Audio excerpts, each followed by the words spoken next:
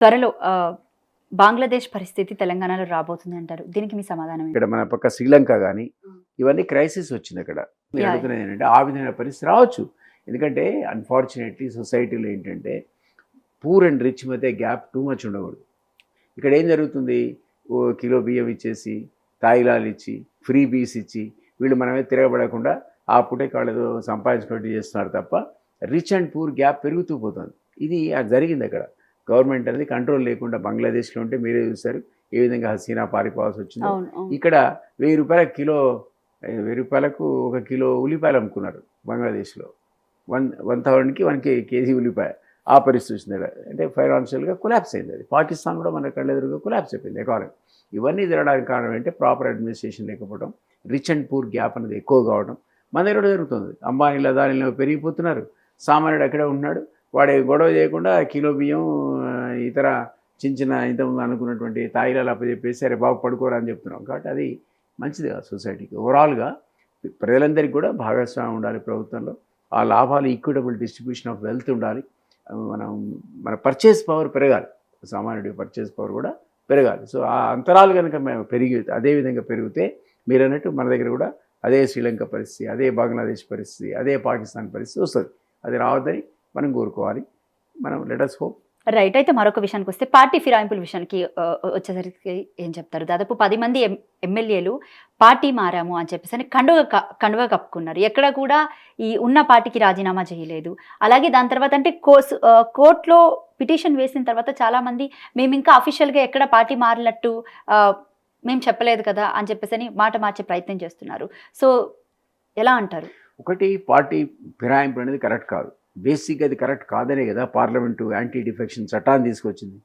ఆ చట్టాల్లో ఉన్నటువంటి లోటుపాట్లను అడ్డం పెట్టుకొని దాన్ని తూట్లు పొడిచి ఇవన్నీ చేస్తున్నారు. ఈవెన్ బీఆర్ఎస్ అదే పని చేసింది. కాంగ్రెస్ని ఖతం చేసే కార్యక్రమం, టీడీపీని ఖతం చేసే కార్యక్రమం ఈ విధంగా గతంలో చేశారు.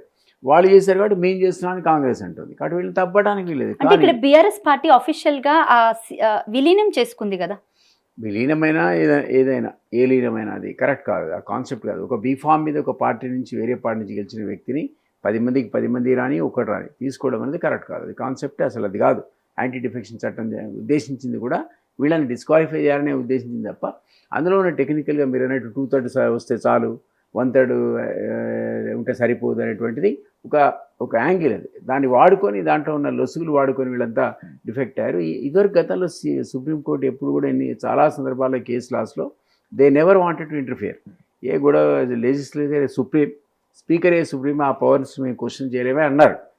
కానీ ఇప్పుడు లేటెస్ట్గా ఈ కేసులో వచ్చేవరకల్లా సుప్రీంకోర్టు మేము ఎట్లా సైలెంట్ స్పెక్టేటర్స్ ఉంటాం, మీ ఇష్టం వచ్చినట్టు మీరు చేసుకుంటూ పోతే ఇటు అటు మారుతూ ఉంటే మేము సైలెంట్ స్పెక్టేటర్స్కి ఉండాలా, మేము అసలు మాకు ఇంటర్ప్రిట్ చేసే అధికారాలు లేవని కామెంట్ చేస్తుంది సుప్రీంకోర్టు ఫస్ట్ టైం.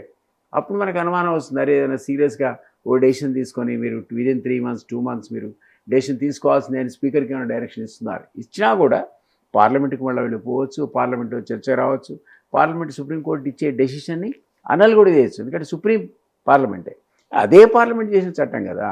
సో రేపు పొద్దున ఇది ఎట్లా వస్తుందో తెలియదు మనకి. ఇప్పుడున్న దానం నాగేందర్ లాంటి వాళ్ళు అదే పార్టీలో ఉంటూ బీఆర్ఎస్ పార్టీలో ఎమ్మెల్యేగా గెలిచినటువంటి వ్యక్తి కాంగ్రెస్ పార్టీ నుంచి ఎంపీగా పోటీ చేశాడు. అవును. సో ఇలాంటి వాళ్ళకంటే వీళ్ళ మీద ఎలాంటి చట్టరీతమైన ఆంక్షలు తీసుకోవాలి? మీరు అన్నది ఏంటంటే ఈయన ఇక్కడ ఉంటూ ఇంకో బీఫామ్తో కాంటాక్ట్ చేస్తారని మీరు అంటున్నారు. అవును, అది కరెక్టే. అది ఇంకో ఎస్టీమ్ అది. బట్ ఒక పార్టీ నుంచి గెలిచి ఇంకో పార్టీ పోవడం కూడా సరిపోతుంది డిస్క్వాలిఫికేషన్కి. యాంటీ డిఫెక్షన్ చట్టం అనేది ఇమ్మీడియట్ అట్రాక్ట్ అవుతుంది. ఎవరైతే పోటీ చేయని వాళ్ళకు కూడా అట్రాక్ట్ అవుతుంది. ఆ 10 మందికి ఈక్వల్గా అట్రాక్ట్ అవుతుంది. ఈయన ఒక్కడు పోయి మళ్ళీ బీఫామ్ తీసుకొని రెడ్ హ్యాండెడ్ దొరికిపోయాడని అంటున్నారు బీఆర్ఎస్. కానీ అందరూ ఈక్వలే దాని ముందు. యాంటీ డిఫెక్షన్ ముందు ప్రతి వాళ్ళు డిఫెక్ట్ అయినట్టే. ఒకవేళ స్పీకర్ నిర్ణయం తీసుకోవాలంటే ఆ స్పీకర్ పవర్ని క్వశ్చన్ చేయడానికి వీల్లేక సుప్రీంకోర్టు తటపడాయిస్తుంది తప్ప ఆయన చేసిన తప్పు ఎంతనో ఈయన చేసిన తప్పు కూడా అంతే. కాబట్టి వీ డోంట్ నో. రేపు పొద్దున సుప్రీంకోర్టు కనుక సీరియస్ తీసుకుంటే దానం నాగేంద్ర చర్యను సీరియస్ తీసుకుంటుంది. ఇతర ఎమ్మెల్యేలు కూడా ఎవరైతే ఇటు వచ్చి లేలే మేము వచ్చామని లేలే రాలేదని అంటున్నారు కదా, వాళ్ళు కూడా సీరియస్గా తీసుకుంటుంది. ఎందుకంటే కంప్లైంట్ ఇచ్చిన వాడు ఇంకొక పార్టీ అధ్యక్షుడు కాబట్టి ఆయన చెప్తున్నాడు వీళ్ళు వెళ్ళిపోయారు మా పార్టీ నుంచి అని. సో నేను పోయాను పోలేదని ఈయనగా చెప్పాల్సిన అధ్యక్షుడు చెప్పాలి. ఎందుకంటే యాంటీ పార్టీ స్పీచెస్ అయినా, anti party participation in public meeting అయినా, ఆర్ రియల్ డిఫెక్షన్ అయినా అన్నీ ఈక్వలే. పెద్ద తేడా ఉంటుంది. కాబట్టి రేపు పొద్దున ఏ విధంగా సుప్రీంకోర్టు ఈ కేసుని ఇంటర్ప్రిట్ చేస్తున్నారో వెయిట్ చేసి చూడాలి.